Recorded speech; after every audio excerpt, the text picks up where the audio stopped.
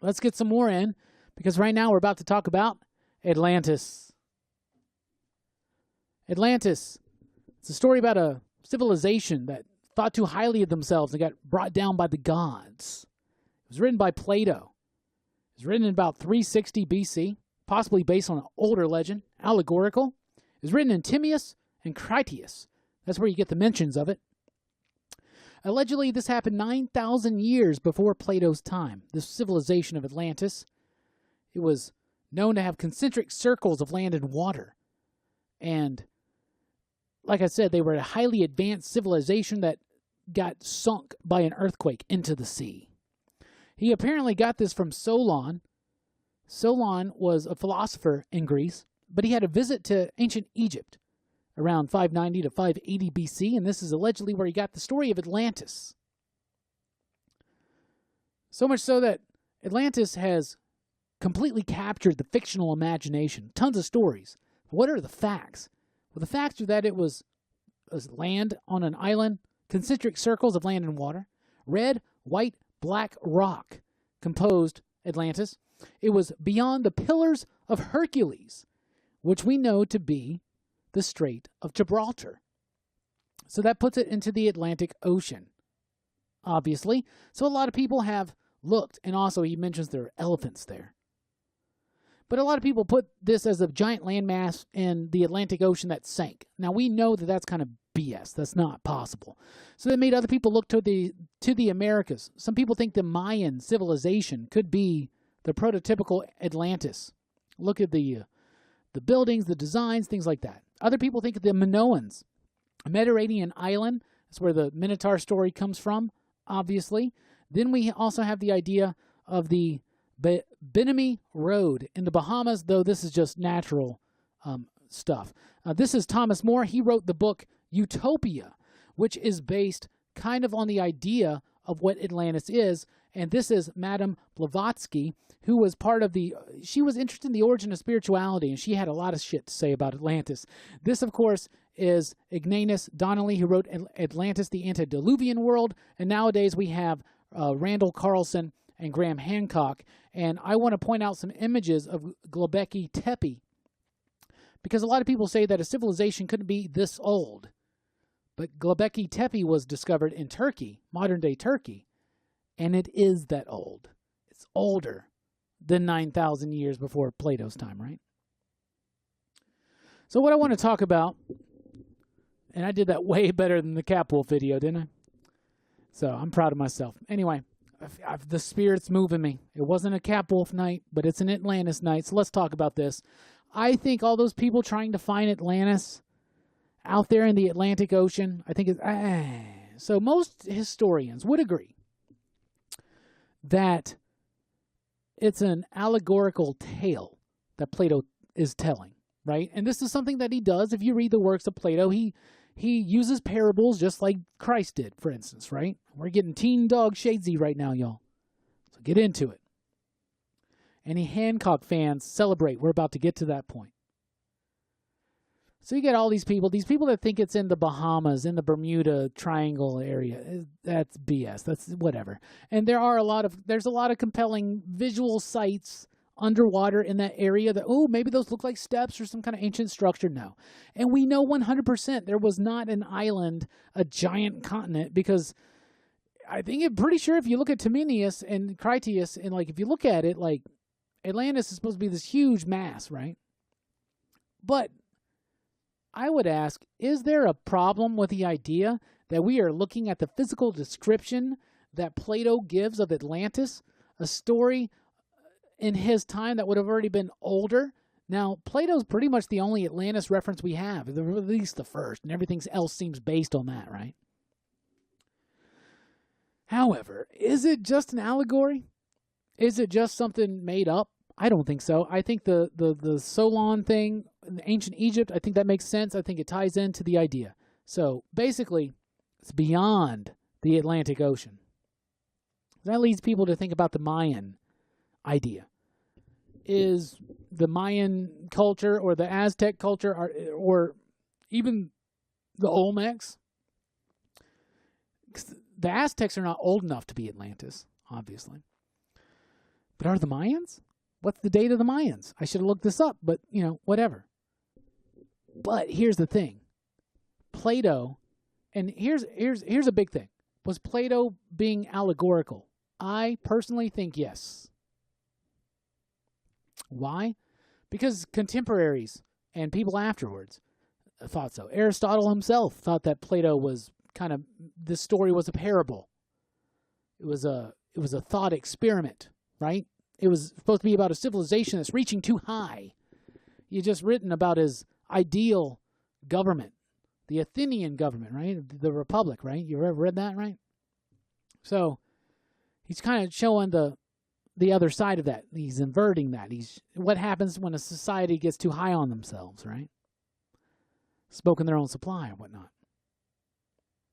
However, Plato would often take legends, folklore from other cultures and kind of use them. And that's just the way storytelling goes, because Plato was a storyteller, right? So we could look at it and say Plato was a storyteller, so Atlantis doesn't exist. And I would be like, I get what you're saying. Plato was a storyteller, so Atlantis probably didn't exist. However, I personally believe that almost every legend is based on something. These lies don't last long, in my experience. So there's some element of truth to this story. Where is it? Well, we look at the idea that he got it from Solon, right? He went to ancient Egypt, where according to Plato, does the story of Atlantis originate? Ancient Egypt. People are trying to figure out why ancient Egypt just appears all of a sudden able to build giant pyramids and temples and do crazy things that we can't figure out how they did it today, right? Still, right? How did that happen? And then you look at Robert Schoch's dating of the Sphinx, and that's very compelling water erosion evidence that he's talking about with John Anthony West. Does that civilization go back further? And a lot of the people that have their ideas about where Atlantis could be, the Americas idea leads more credence to me in an aspect of it. I think the whole idea about the island being sunk into the ocean is completely made up, and that's part of the fable, this part of the story, the morale of that story. It's dramatized, but the idea of an ancient civilization existing makes sense to me. Why? The ancient Egyptians just didn't show up building giant pyramids. What came before? Look at the dating of the Sphinx. Look at Robert Schoch's dating of the Sphinx. Look at that evidence. Look at what's going on there. I think it could be older. A lot of people disagree. Let's call it pseudoscience, whatever. That guy that did the antediluvian book, what's his name? Irigitus? It's something. What's his name? I wrote it down. Donnelly. Ignitus Donnelly. I wrote that antediluvian world book.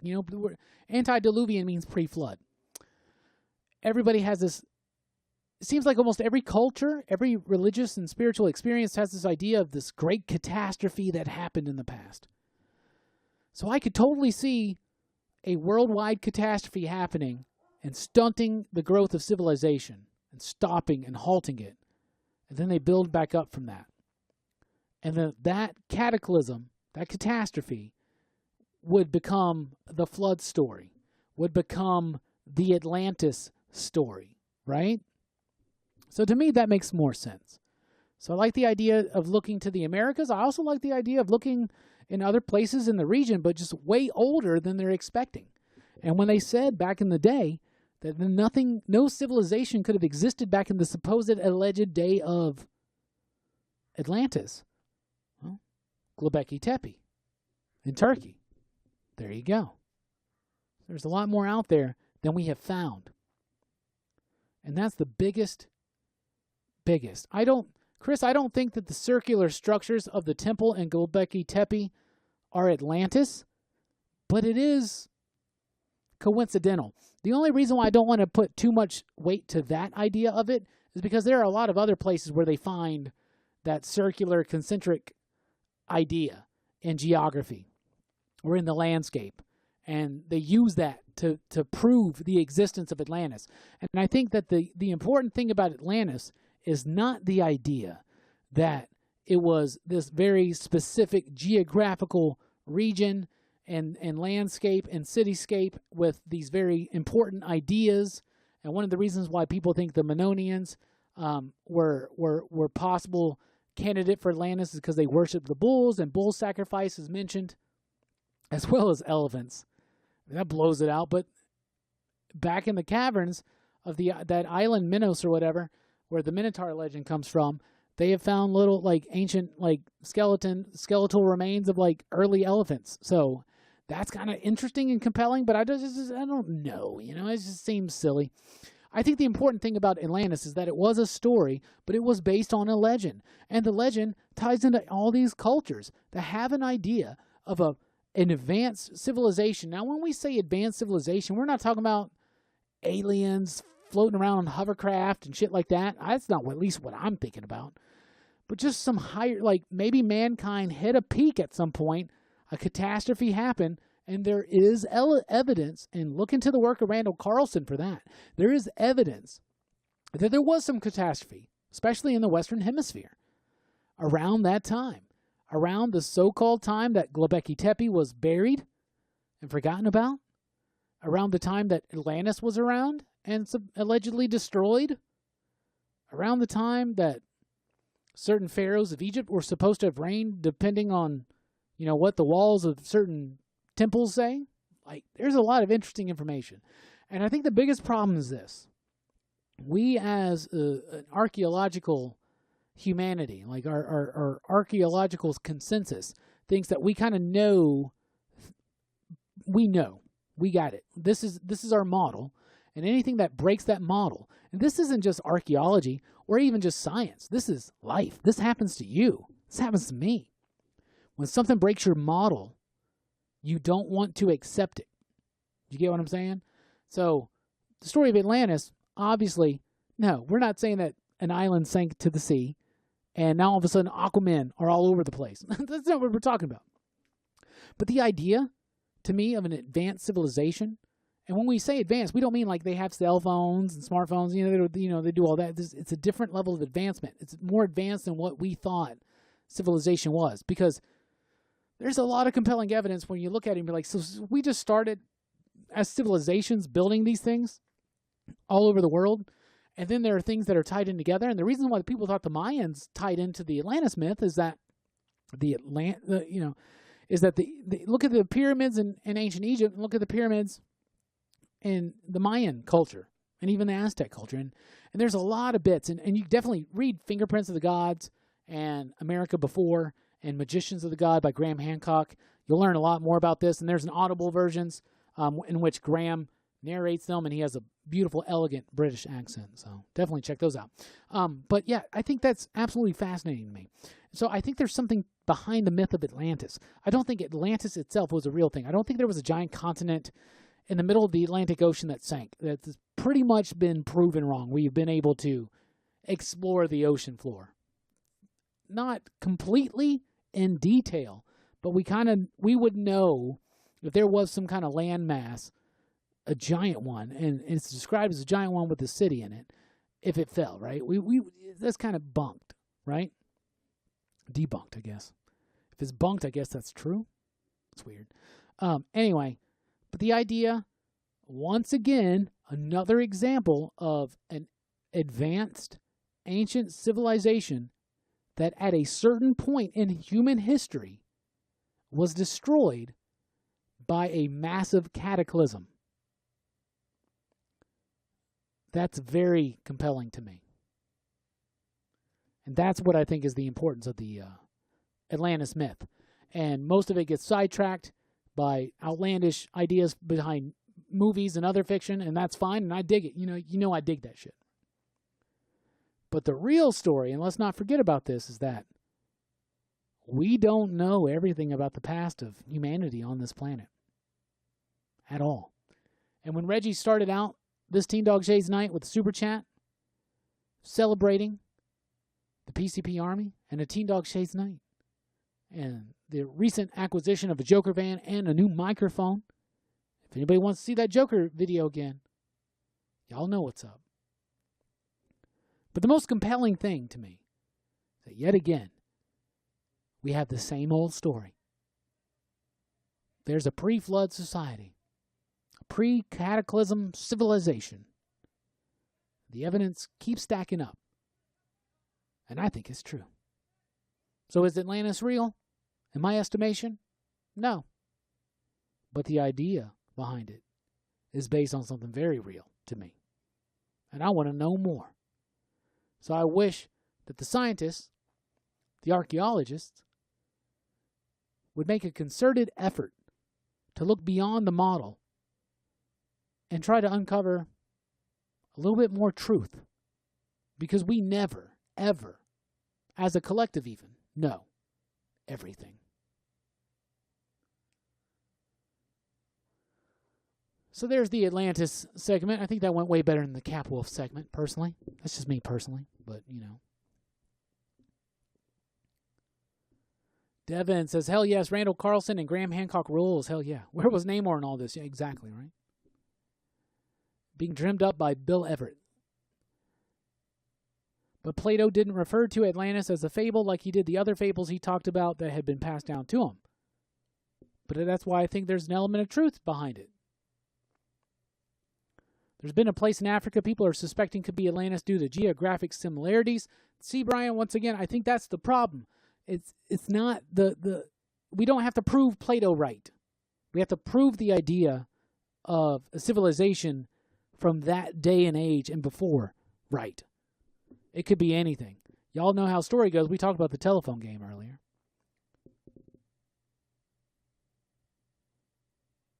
Fairly certain Atlantis was the whole of the antediluvian world. The Nymphalem megaliths epoch, that's very interesting. And one, I get what you're saying.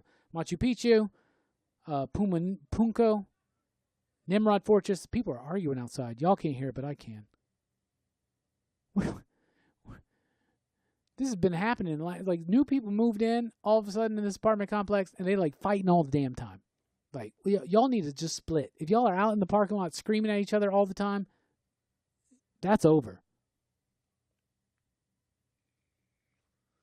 Eric has the most profound thought of the night. Our civilization existing is what doesn't make sense to me. Every culture has a legend of a great flood. Every culture has a legend of a great cataclysm, for sure. Did you just see that they discovered an Egyptian tomb from 10,000 BC in Turkey last year? Interesting. I think Egypt got around and had a deep understanding of history. I did not. Epoch says Syria and India also have amazing megaliths. Yes, all over.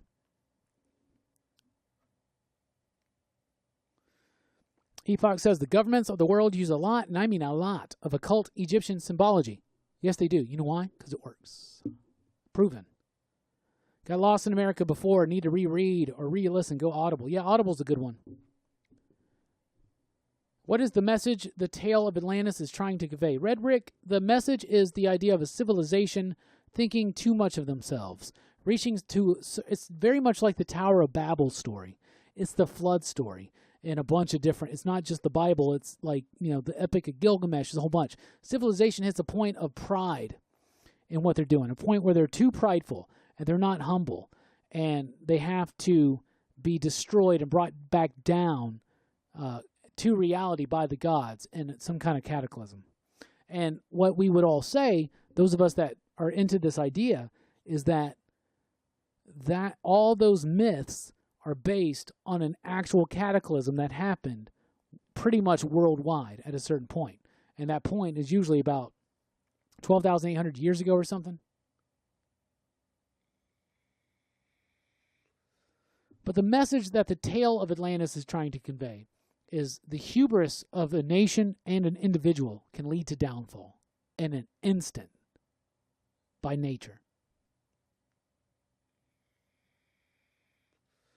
Jack Kirby would have loved the Graham Hancock stuff, Chris. You're 100% right. 100%.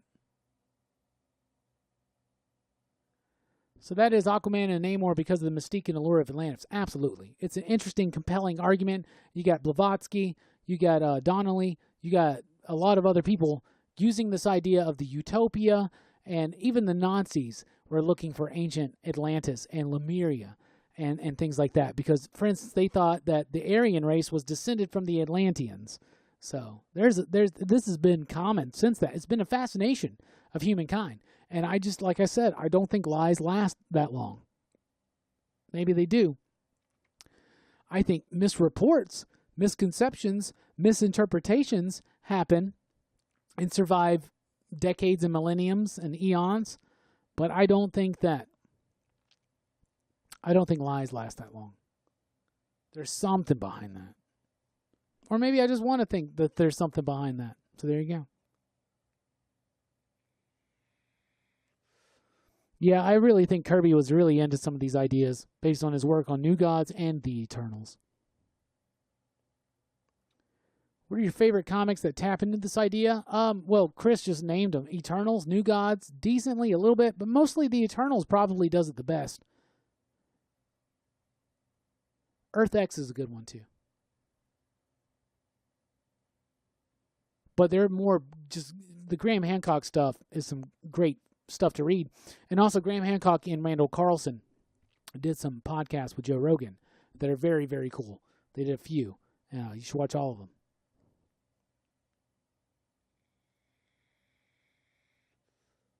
Hell yeah.